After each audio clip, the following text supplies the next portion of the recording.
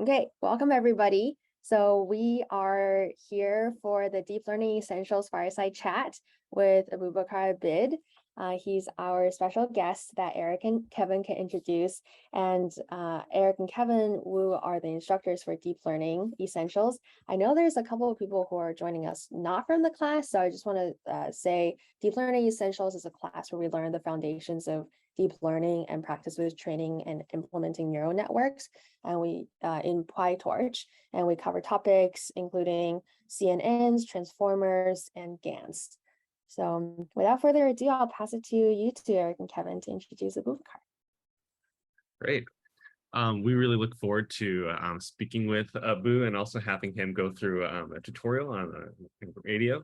And just quick background, and Abu, it'd be great to hear a quick background from you as well. But the connection we have with Abu is that we have the same advisor for PhD, James Zoe. And we were able to see like an early demo of this great product that he has, Gradio. So this is something that we ourselves would love to get a hands on as well at this point. And the other thing is that in our projects, we actually heavily use your product. And so this is like almost like seeing behind the curtain a bit about the man who has created it all. And so as a quick kind of background about Wu specifically, so yeah, he graduated PhD from Stanford just a couple years ago, and then before that was at MIT, and then has been working on the company Gradio since PhD, and it currently is also at Hugging Face, which acquired the company, and so I'll leave the rest to you, and it'd be great to hear a little bit about the official story of what got you to this point. Sure, absolutely. Thank you so much, Kevin, for that introduction. And hi, everyone. Good to see you guys. I think some of the names are familiar here, so good to see you again. We've met before. So, yeah. So if we haven't, I'm Abubakar. I did my PhD at Stanford, like Kevin was saying, and I was focused on machine learning applications to medicine. That's kind of the focus of the lab. And one of the big problems that I would run into when I was working is that we would be collaborating with clinicians, with doctors, with people who didn't really do a lot of machine learning themselves, but we wanted their feedback on the machine learning, models that we were developing. And so what we wanted was a way to go from a machine learning model to a GUI or to an application as quickly and as easily as possible. And at that time, it was very difficult. You needed to know web development, web scripting, all of this stuff.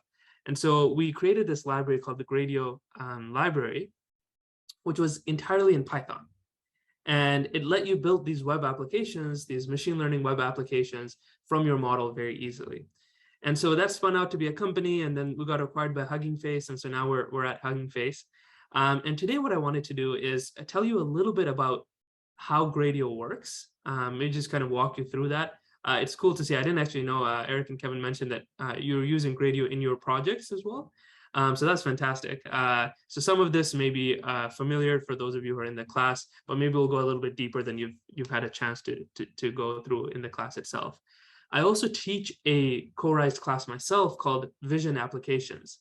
And so this heavily uses Gradio along with a lot of other libraries as well to build like end-to-end vision applications. And maybe towards the end of the talk, I could give some examples or actually, you know what, let me just share maybe my screen right now. Oh, it says host disabled participants sharing. Is there a way for me to be able? If I make co-host.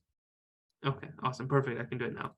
So just to give an example, so one of the things that we do in the class that I teach, which is building computer vision applications, is we take these different machine learning systems that you might be familiar with, like Face ID and things like that, and then we kind of reconstruct them from scratch using open source libraries and models.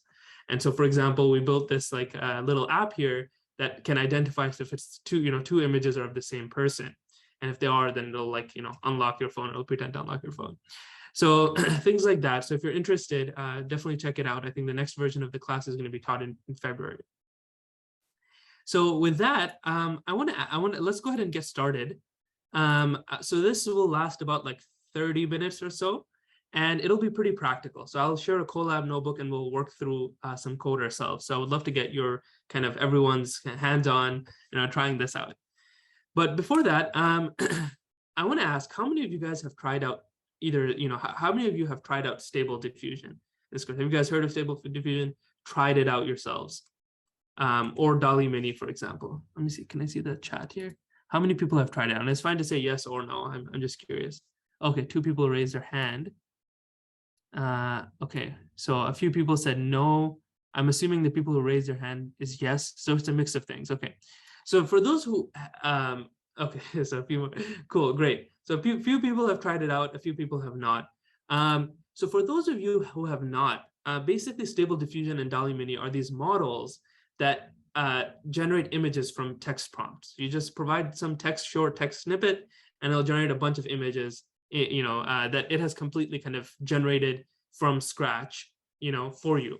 So here, for example, you have the Demogorgon from Stranger Things holding a basketball. So basically, it generates these images for you. And you can just try them online. You can try them online. There's URLs where you can put your own images. Let me just show you one of those, for example. Why not? Let's just see what this looks like. Share my screen. So let me do Stable Diffusion. Stable Diffusion. So you type it in, you can try it here, and you can put in you can put in different prompts here. So for example, here I put in a Pikachu fine dining with a view to the Eiffel Tower, and you can see my prompt is going through. You can see I'm in the queue right now. It's generating my image for me. And then once it goes through, it should get an image back. Let's see if this timer is accurate. Hopefully it's close to accurate. Yeah, okay, cool. So you can see, for example, this image is not bad. Oh, well, I mean, at least it got the Eiffel Tower and the Pikachu. The cool thing is that, obviously these images didn't really exist anywhere. So it's generating these concepts together. It's it's blending these concepts and it's generating these images. But the cool thing is that you can try this out right now. This is a model that was released very recently.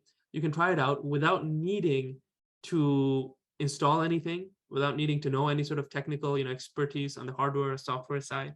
You can try this out in your browser.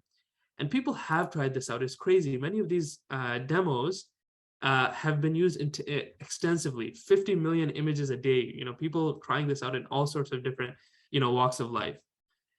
So the reason I mention this is because it feels like we're at a turning point in the usage of machine learning.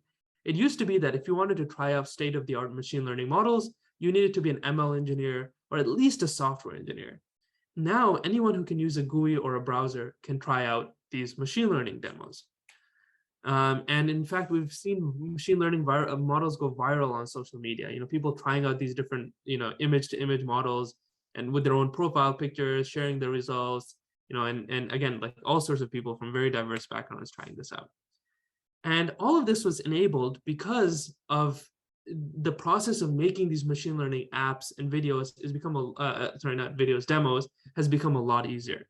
It used to be in the past, if you wanted to make a website or a web application running your machine learning model, you needed to know not just Python, but you need to also know web development, web scripting, all these different frameworks that are not just different frameworks, but are also in different technologies, Bash, SQL, HTML, JavaScript, CSS, which was a lot to ask for a machine learning scientist.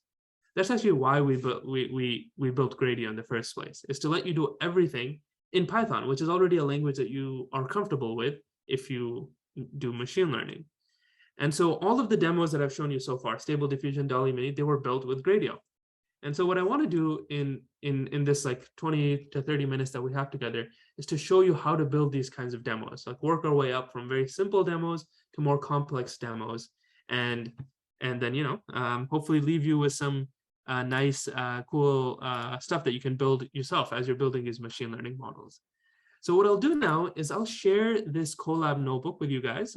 So in the chat, I just sent a Colab notebook. Did you guys get this Colab notebook? Cool. Can all of the participants also see it? No. Okay. Yeah, I don't know if I can send it to everyone. How do I? Oh, everyone. Here we go. Here we go. Okay, so I just sent a Colab notebook. Now everyone should have seen it. Everyone should see it. Now, if you can try to open this up and confirm that it opens up properly for you, you should see something like this.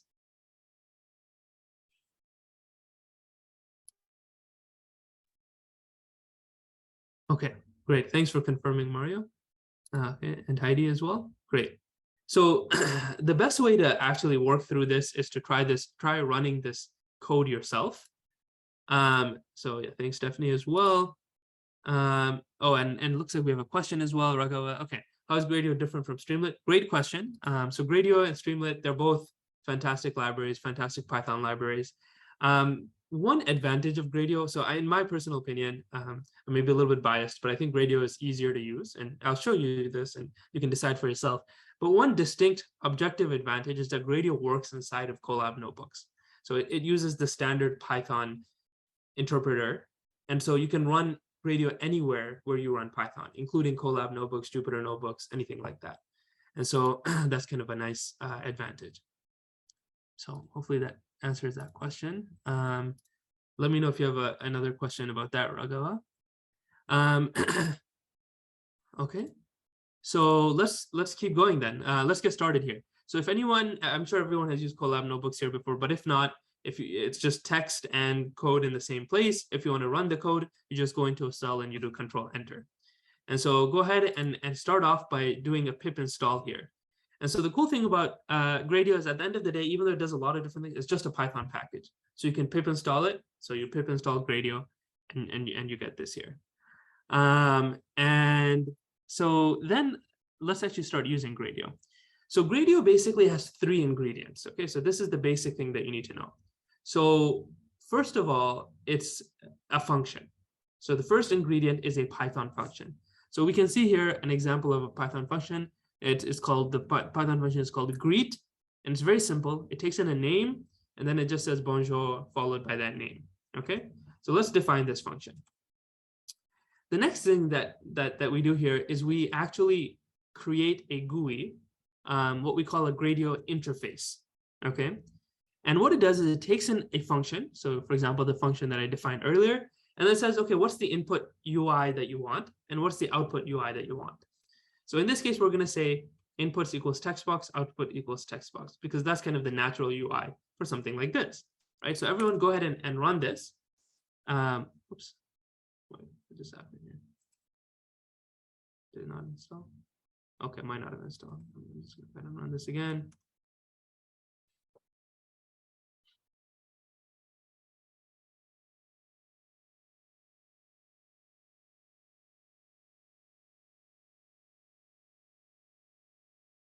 Okay, cool. Looks like it's working now. And so you can see here, so what's happened is that you have a little UI that's popped up in your Colab notebook. Now, this is a very, very simple UI, but you can do things like, let me type in Eric here. And now it says, bonjour, Eric. So you can see this UI is just a simple wrapper on top of the function that I've defined. Any questions about this? Does this make sense, what Gradio is doing?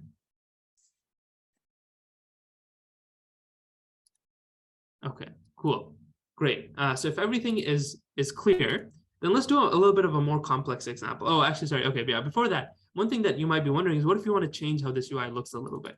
So we've passed in string shortcuts like text box, but you can actually pass in the actual object itself, the class, the Gradio.textbox class. And if you do that, you can actually customize it. So you can see here we have the same function. Actually, it's slightly different. It's hello, but yeah, basically same function. But now I've increased the lines here. And I've added a little placeholder. I've added a little label here. If I type in, let's say, Judy here, but it'll still do the same thing. I'll just say, hello, Judy. Okay, cool. Let's do a little bit of a more complex example now. So this is one that takes in an image. Okay, so it takes in an image and it multiplies that. So it takes an image as a NumPy array and it multiplies that NumPy array by this other matrix. Okay, this other array here. And then it returns that. So let's see what it actually does in practice. You might be able to guess by the function name. So if I go ahead and run this, let me pass in, just pass in a picture of myself.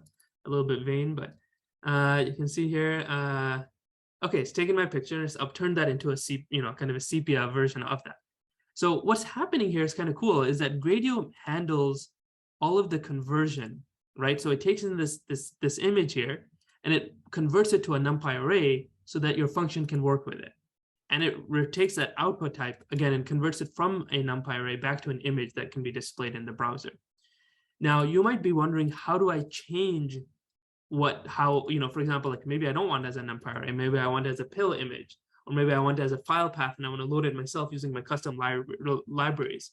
You can do all of that by simply, by using the class. If you use the class, you can define how you want the image to be. So for example, if you want it to be a pill image, you can do that. If you want it to be a file path, you can do that, and so on. On the output side, you don't actually have to worry because Gradio automatically realizes what format it's in. So it says, oh, I'm returning your function is returning a NumPy array. I know how to convert that to an image. Or if it's a pill image, I know how to convert that to an image that can be displayed in the browser, and so on. And so that's kind of nice. So you don't have to worry about the output at all. For the input, you do have to change it depending on what your function does. So you can do a lot more things as well. So I'll just show this example, and then if you guys have any questions, I'm happy to answer that. So this example takes in a function, which is like a calculator function. You can see this function takes in multiple parameters, and that's fine. You can pass in a list of input UIs, and each of those UI components gets mapped to one of these parameters here. So you can say, in this case, I have a number component. So number component is something that works with numbers here. I have a radio option. I can either add, subtract, I can divide, and then I can get as output the output here, which is just a number as well. Okay, and here I've also passed in examples. So you can pass in. So in order to make it easier for people to use your Gradio demo, you can pass in examples here. And then when people click on that, they get the inputs populated, and all of that fun stuff happens here. This one also has a title and a description. So the title can be anything, any text you want. Description can be any text as well, or Markdown or HTML as well. So let me pause here and ask if there are any questions from the folks here. Any questions about Gradio so far?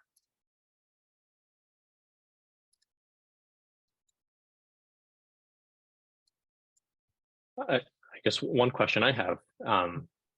So does Gradio also work for local environments? So if I want to run on my local laptop, or maybe even if I don't have like internet connection? Absolutely. So yes, it does. So right now you may have seen this public URL bit, and I was actually just going to talk about this. So if you run Gradio locally, you will actually not see this at all. So everything will be local. So if let's say you're running inside of a Jupyter notebook, for example, a local host link will be created, and you can create this web server locally. You don't have to worry about your information going anywhere, anything like that. It'll work without an internet connection. So it'll be just fine. Now, what happens in Colab, and you can also enable this if you want locally, is we create a share link. So we set share equals to true. So you can set share equals to true. And with this one parameter, something amazing happens. Your Gradio demo gets automatically deployed, okay, in a way that anyone can try it out. So it's like almost like a Google Drive link gets created for it. And you can take this, and let me go ahead and send this in, for example, the channel here. So I'm going to just send it inside the channel. Now, everyone here can open this up and can try this out in their browser, which means that let's say you have a machine learning demo that you want to share with your colleagues or your advisor or whoever it might be, your customers. You can literally just send them a link. They don't have to download your model. They don't have to download your hardware, software. No software, hardware dependencies required. No technical expertise required. They can literally try out your model. And the way that this works is the model actually continues running locally. And that's kind of the magic of it is, it'll continue running on this Colab notebook. And what Gradio does, it handles the message passing back and forth. So from the browser back to your Colab notebook or wherever you're running, if you're running locally to your local machine, it'll get the prediction and send it back to the user on the other end. And so it's kind of like you're deploying the UI, but you're not deploying the model. And the model continues to be local, which means that everything is they don't have to worry about downloading anything or any sort of dependencies. Yeah. And so, like I said, if you're running locally, you can disable this, and by default, it's not enabled. But for Colab, we do enable it because the default with Colab is people are trying to share these links. So I see a couple of other questions as well. So I thought Gradio was restricted only to ML. How does Gradio work at a very high level, and can it be made static without a backend? Cool, good question. So Gradio is not restricted to only ML. In fact, people do all sorts of crazy stuff with it. Any sort of Python function. It can work with any Python function, right? So your Python function could be, like this calculator. It could be adding numbers. It could be, we've seen people build tax calculators, just put in some information about your tax status and stuff like that. You get the output.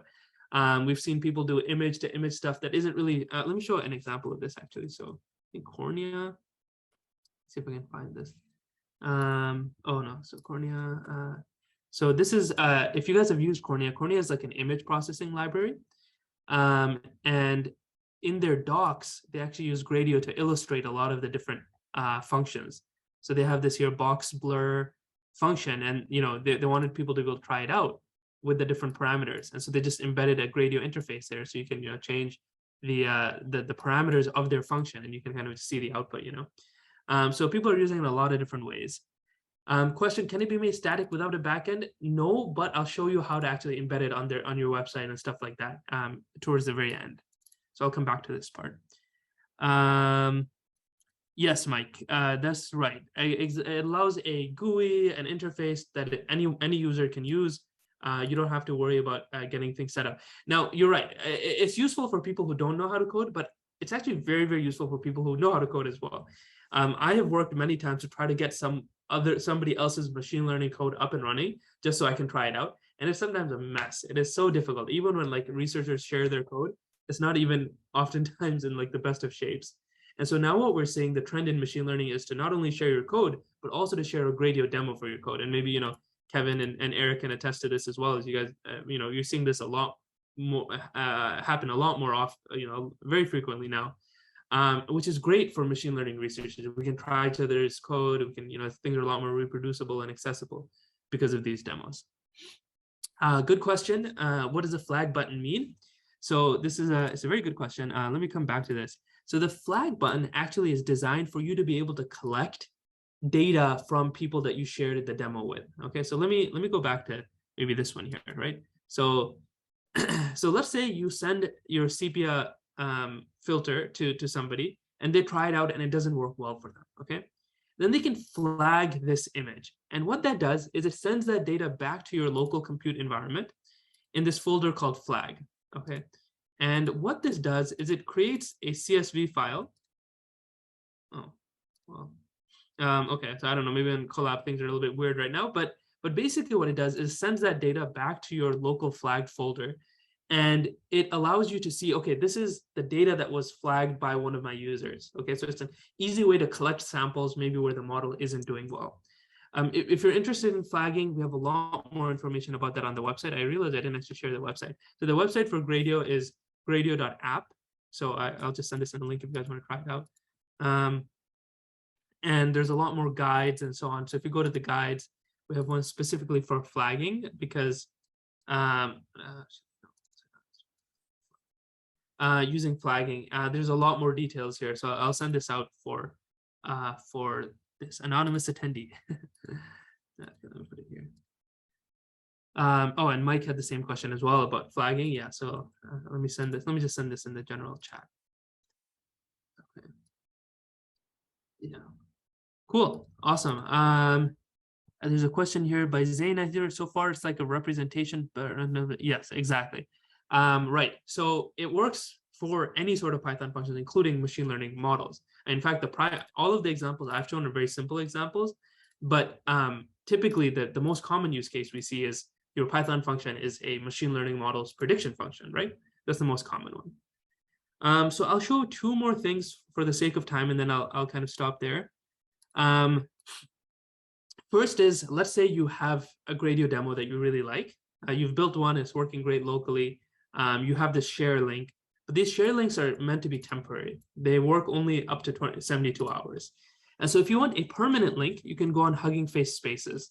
So Hugging Face Spaces is kind of like think of it like it's like a GitHub or like a hosting service for machine learning demos, right? So you can create a new space, you can give it a name.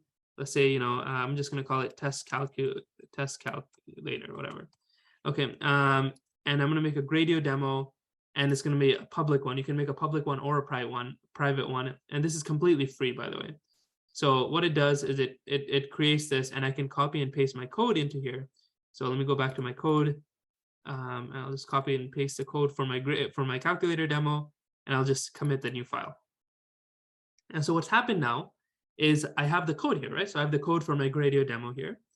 And if I go, you'll see this, like it says here, building at the top. So what happens is every time I make a commit to my Gradio demo, or to this kind of like to this space, it builds it. And now you can see it's changed to running. If I go to the app, I actually have my calculator right here. So I can try it out, I can use it, I can do all of this stuff with it. And I have link. I have a permanent link that I can share with anyone. Okay, so I can share it here. Okay, and this allows you to have like a permanent link to your Gradio demo. And the cool thing is that you can also embed these links. So I've seen a lot of people now taking these links and embedding them in different places. So I showed the Cornea example. Some folks from Cornea made this demo. They embedded it in their documentation.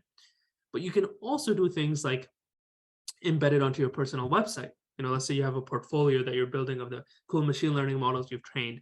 Well, you can easily build these demos and embed them into your portfolio so that, I feel like that gives you an edge over other people who might just have text description of what they've built. If you're applying to jobs or whatnot, people can actually try out and see in a very visceral way, this is the kind of, stuff that I've built. So that's kind of cool.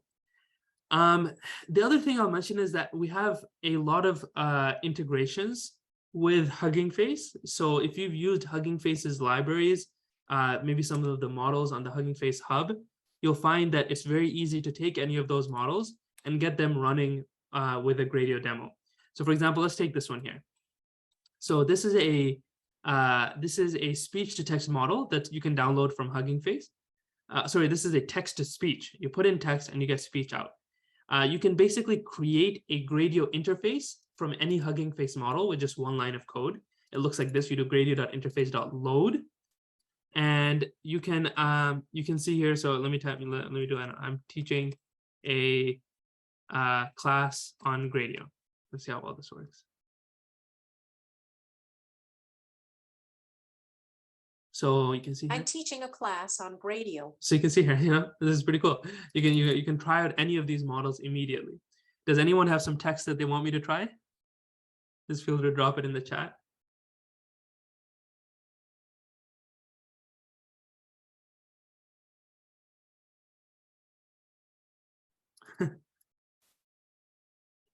Okay, so let me try this one that Heidi mentioned. I'm just going to put the whole thing, in fact. See what happens.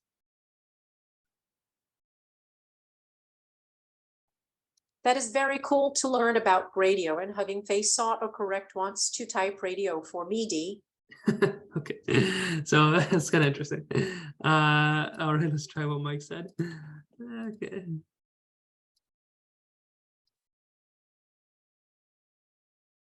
I am a sentient being, not a statistical model. All right, there we go. So if you guys want to try it on, of course, just run this cell in the Colab notebook that I shared. You can do a lot more things with Gradio. I won't get into the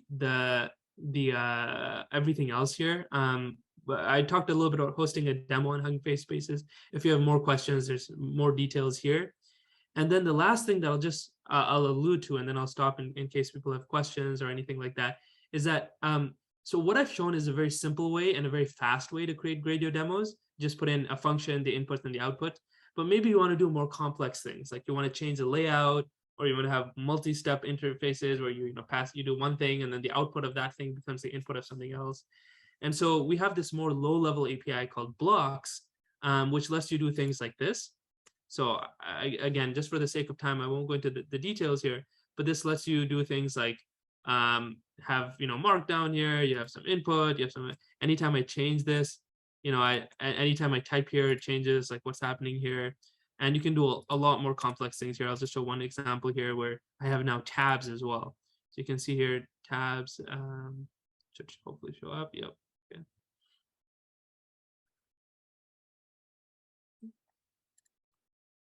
Still running. Let me rerun that. Oh, I think what happened is I think the older one is still running. Or, oh no, yeah, here we go. Yeah, so this I have two different demos in kind of one place using flip text and flip image. So we can try to this flip some text, this flips an image, and you can do all sorts of different things like that.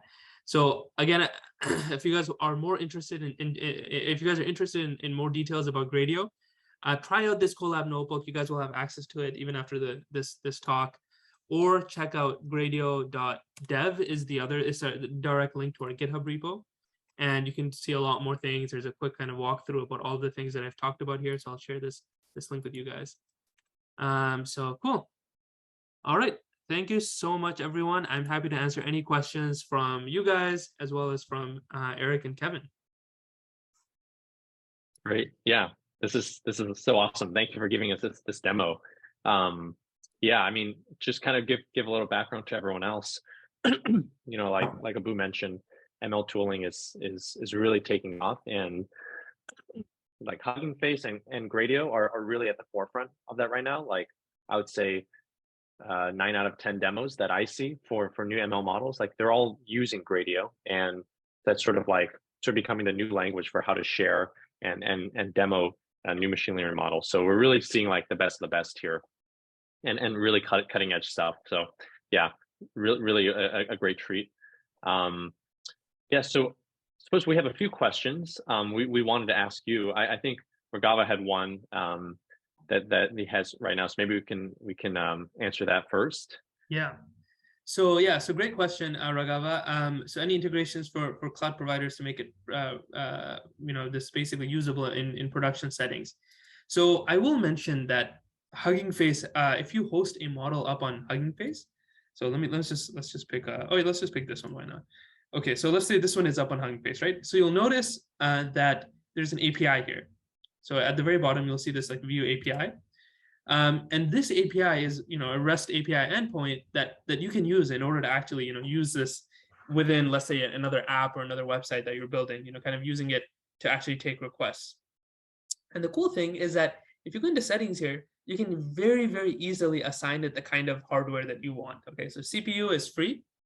But if you want to do, for example, give it a GPU, you can do it. The rates are, the prices here are very good. So it's not too expensive, and then you can actually use it in kind of, if you have your own machine learning model, you can easily give it some hardware. You can start running it. You can start getting predictions back through your API endpoint. You can make it private, so only you have access to it, and so on and so on.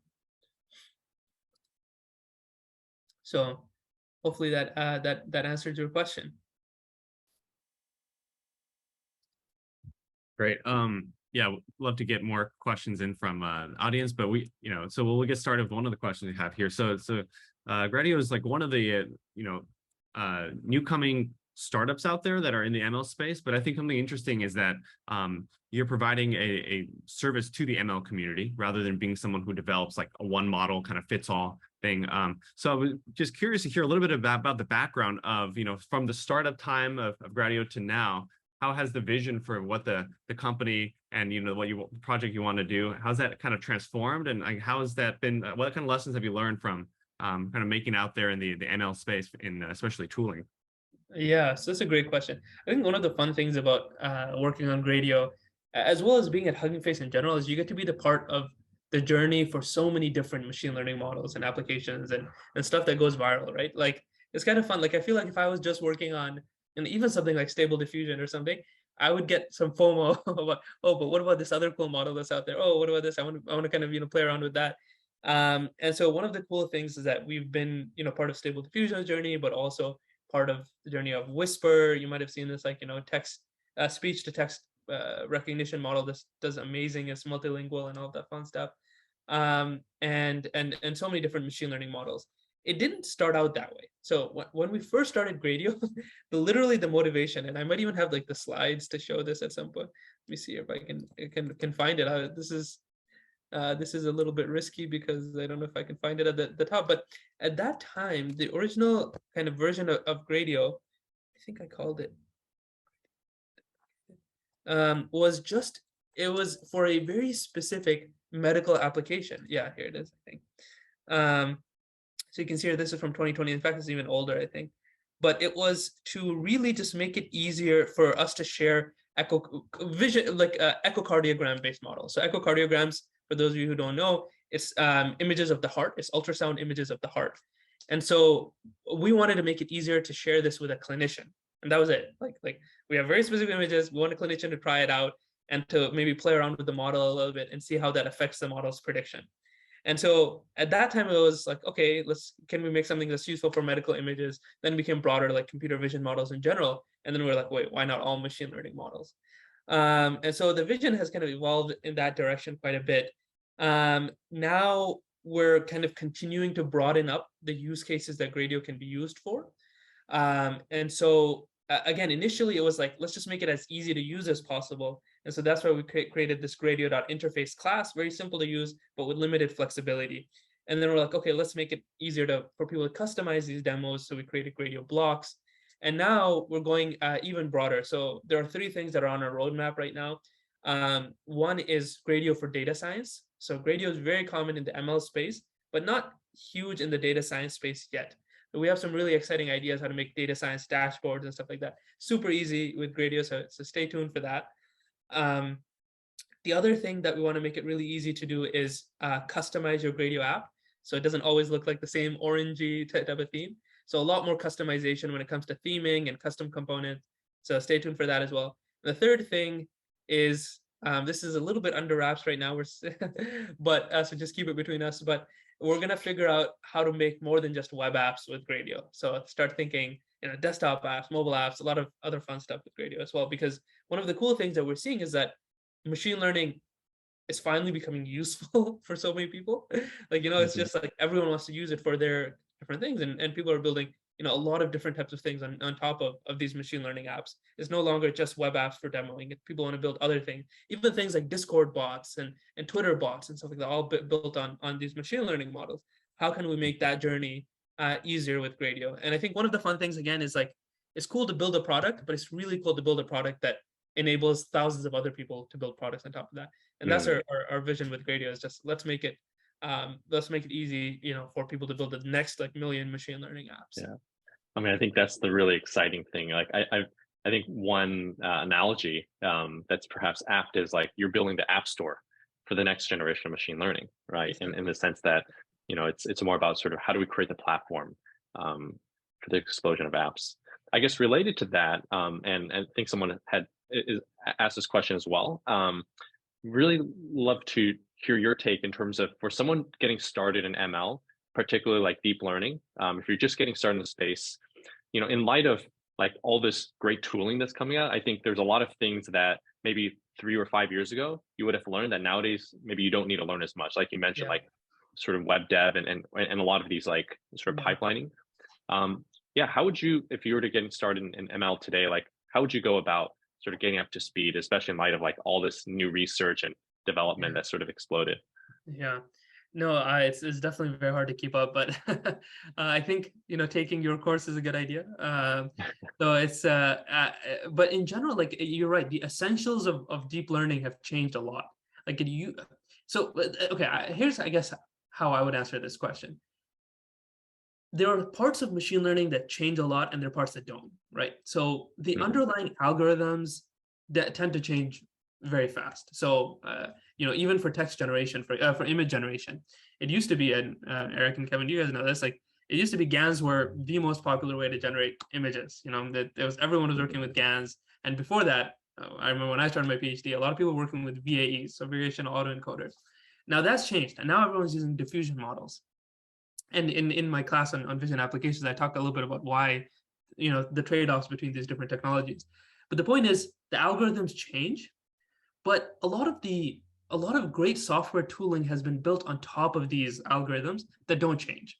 So, for example, Hugging Face's open source libraries, a lot of them let you work with a image generation model or whatever kind of model you have without necessarily thinking too much about the algorithmic implementation. And that's really nice, because that is much more evergreen. Like that's going to be useful even as the algorithm change, even as kind of the specific change. And so, and again, that's actually something in our course I try to kind of show the open source tooling and the high level like stuff more than some of the like the internal algorithms, which tend to change much more frequently. So that's kind of one thing that I would recommend. The other thing I would say is, like, if you're having trouble, like, it's very hard to keep up with what gets published on arXiv. Like, since it's like hundreds, if not thousands of papers coming out every day, it's just ridiculous. My best kind of hack for that is Twitter. And so, like, if you follow some, the right people on Twitter, you can get, filter a lot of that signal from the noise. Machine learning Twitter is very good. So, yeah. Hopefully that answers your question a little bit. Yes.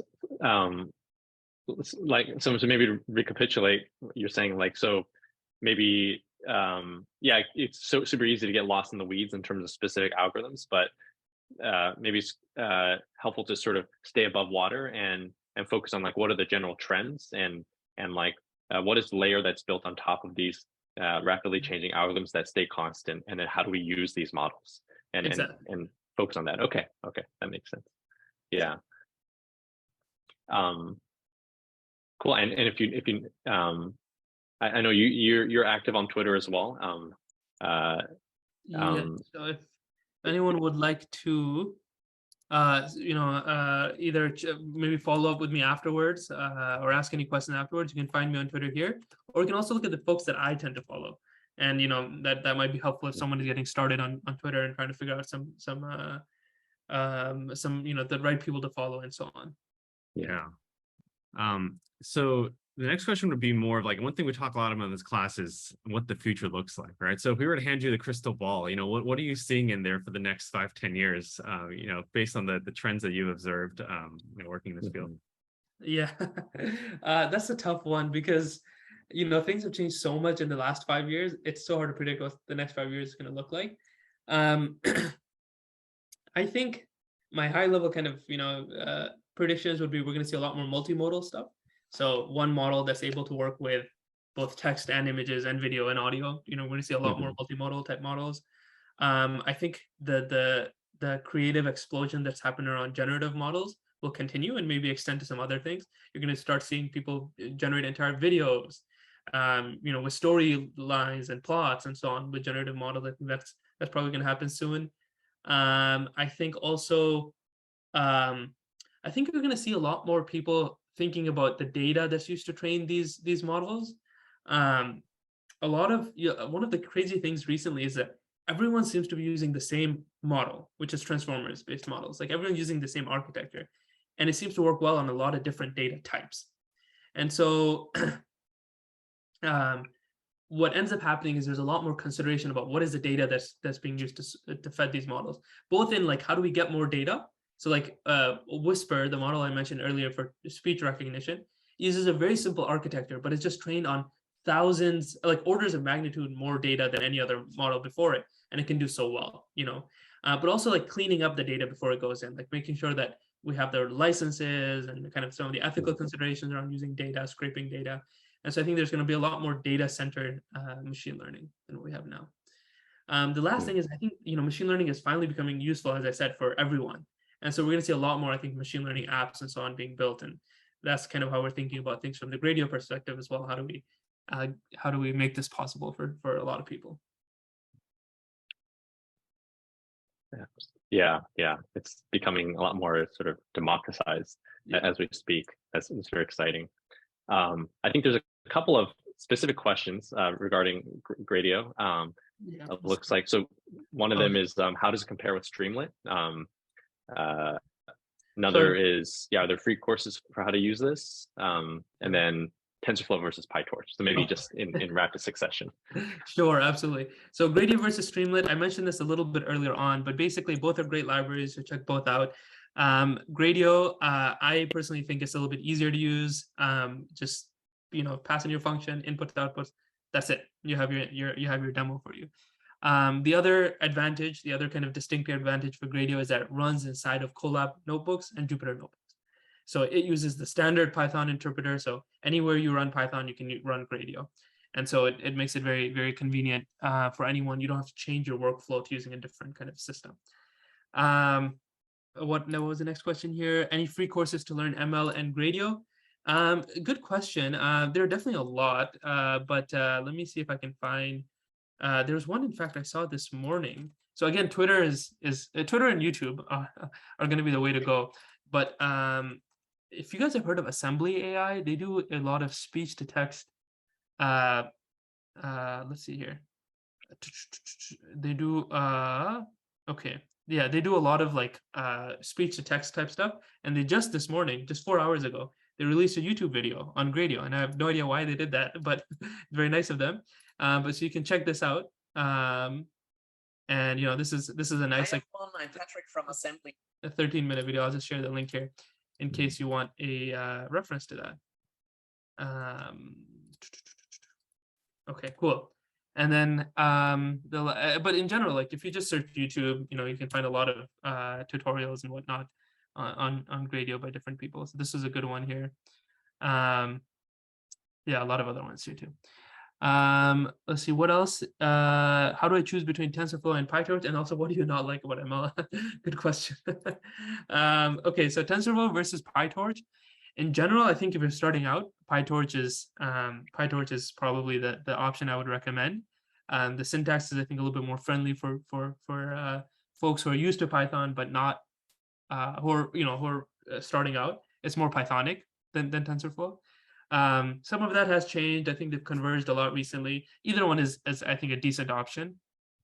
If you're more interested in the research side, then I would definitely go with PyTorch, because most research papers, they release their implementations in PyTorch rather than TensorFlow. If you're more interested in using it in industry, then I think both options are fine. They're both fine for that. And then what do I not like about ML? This is a good one. I think what I don't like about ML is how fast everything is moving, and how fast your knowledge sometimes, like the knowledge of that, like the algorithm, like I did a PhD in machine learning. A lot of what I worked on is now outdated. So it would be nice if things like lasted a little bit longer, but obviously it's nice that the field is moving so fast. And what I really love about it is how anyone can contribute to ML without needing a PhD. Like the resource, you don't need a lab, like other domains, other scientific disciplines. You can't do cutting edge chemistry, right, from your basement, but you can actually do cutting edge machine learning. I sincerely believe that you can do cutting edge machine learning from your basement, thanks to Colab notebooks, Hugging Face, this and that, all of these resources that are available for you to do for free. Yeah, that's definitely something that I've realized about friends who are graduating with PhDs in machine learning versus like basic science. I think once you finish a PhD in basic science, if you don't have a lab, you're kind of just like, kind of on your own. But anyone with a computer with an ML background can start being productive. About the PhD part, I think in our class too, we talked a bit about, like, I think some students are interested in figuring out, like, do they want a sort of formal education through, grad school, a PhD? And Eric and I talked a little bit about our own experiences. What do you think is should be the decisions that people should think through in terms of pursuing a PhD or not? And do you think things have changed since, when you started a PhD? Like, what kind of advice would you give to people who are interested in that? Yeah, this is a really good question. I get asked this all the time, and my answer has actually changed over time. And now my kind of primary thinking is, if you want to stay in academia, like if you want to become a professor, you should definitely do a PhD. Otherwise, most routes will probably, like, if you want to do anything else, like if you want to do kind of interesting ML work in industry, or if you want to like do your own startup or anything like that, you probably do not need a PhD. Now I'm fairly convinced, like the gates have opened so much that like even like these, even like ML positions at very prestigious companies, like maybe the most prestigious, like if you want to go to DeepMind or something like that and do hardcore ML research, they might still they might only take in PhDs. But a lot of even R&D positions in ML, if you can show that you know how to build model yourself, you've done some cutting edge stuff, your portfolio of work is more important than the credentials of having the PhD. That's kind of my take on it now. Mm-hmm. Mm-hmm. Uh-huh. Yeah. Would love to hear. I know you've founded the Fatima Fellowship, which is like, I'd love to hear describe a little bit in terms of like what you built and what that's about, because I know that's also like helping students, sort of consider that path too. Yeah, absolutely. So it's kind of cool because I think we actually have a Fatima Fellowship, Zaina here. So great. So the Fatima Fellowship, basically what it is, the idea is to make it a lot easier to do machine learning research if you don't have a PhD already, right? And the motivation for it is because nowadays, and Eric and Kevin, you can attest to this, in order to get into a PhD program in machine learning, the things are so competitive that you almost need a PhD. Like you need to come in with some research experience beforehand, which is massively unfair to many people around the world who are very good, but their universities don't have the resources to let them do undergraduate research.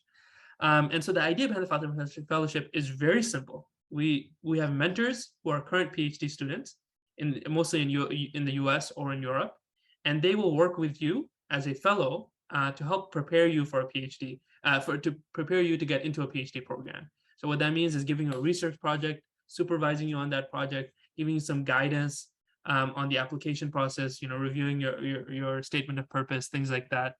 And then the fellowship as a whole, we have a few seminars that are useful for prospective applicants. So for example, in next weekend, we actually have a seminar with Professor James O. So my advisor and Eric and Kevin's, and he has like an AMA, ask me anything about the grad application process, which is really fun and something I wish I had access to when I was applying. So anyways, if you're interested in applying, so this year we're wrapping it up, but if you're interested, you can join the wait list and apply next year for the 2023 cycle. I don't know, Zaina, if you have anything. Oh yeah, great. So ask me one. Yeah, thank you so much. Yeah, if you have questions, Zaina here is a current fellow, so hopefully she can say some nice things about it. But okay, awesome. And looks like there's some more questions. Okay, so roadmap for learning ML from scratch. Yeah, I mean, I think this is a tough one to just answer off the bat right now, but I mean, I don't the course, if you're, I assume most people here are in Eric's and Kevin's course, so I think this is a great introduction. I don't know if you guys talk about Fast AI's course at all. That's also a really good one. But yeah, so Rago, what is a difficult use case you build with Gradio? Okay, so if you're curious about the kind of stuff that can be built with Gradio, then you should check out Spaces.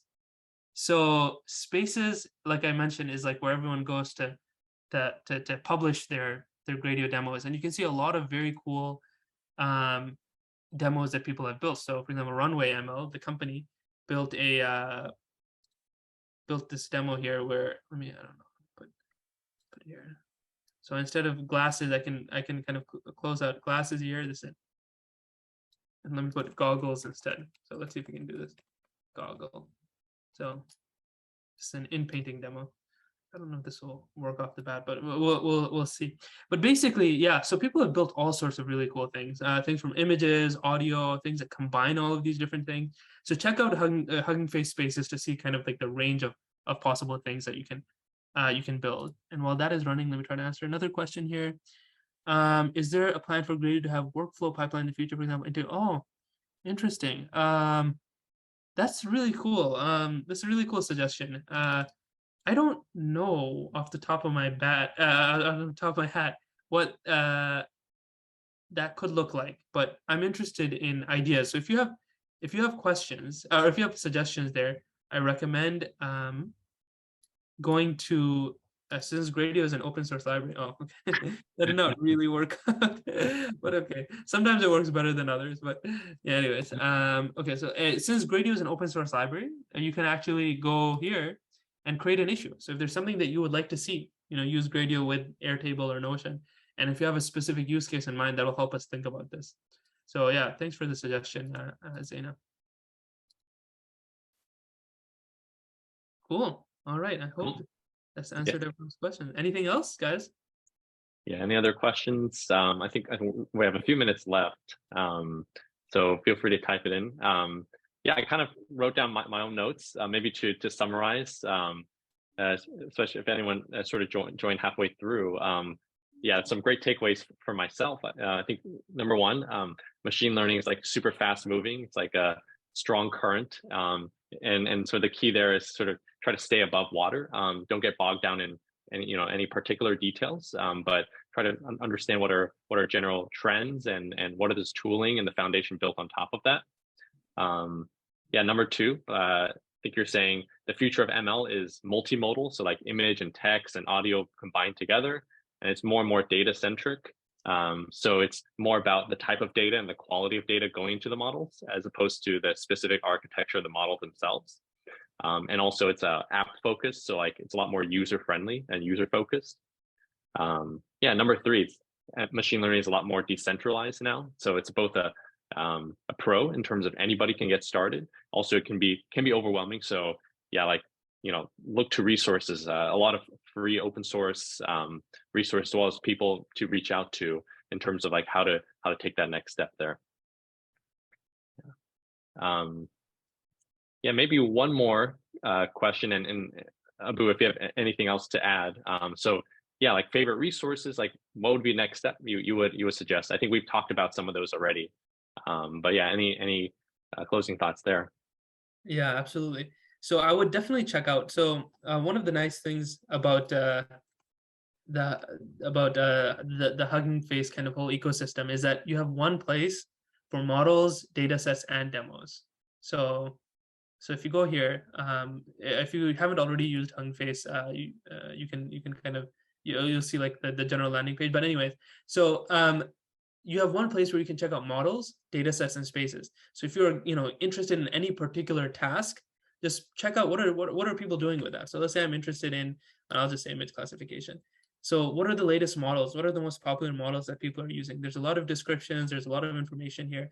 You can see what are the demos that are using this particular model as well, right? So you can check this out. You can try out these models. So this is like a fun way to get really like a nice exposure to some of the cool stuff that people have built. And so check out the Hugging Face ecosystem. And if you're interested in more about Gradio, check out our repo, engage with us. We're super active on our GitHub, as well as on our Discord as well. So you can find more information about that. And if you are interested in building your own machine learning models, reach out to me, your demos, and I'm happy to help you kind of get started. Cool. Yeah. Thanks so much again. Yeah. Really glad we get to chat. Yeah. And thanks everyone for joining. Yeah. I think we all take away something special and different from here. Yeah. Yeah. Thanks again for your time, Abu. Yeah. Thanks so much, Abubakar. Thank you, Eric and Kevin. And thanks everyone for the questions. This is great. Yes. Loved all the questions. Thank you so much, guys. All right. All right. See you later, Okay, everyone. talk to you later. Bye-bye. Bye. Thanks.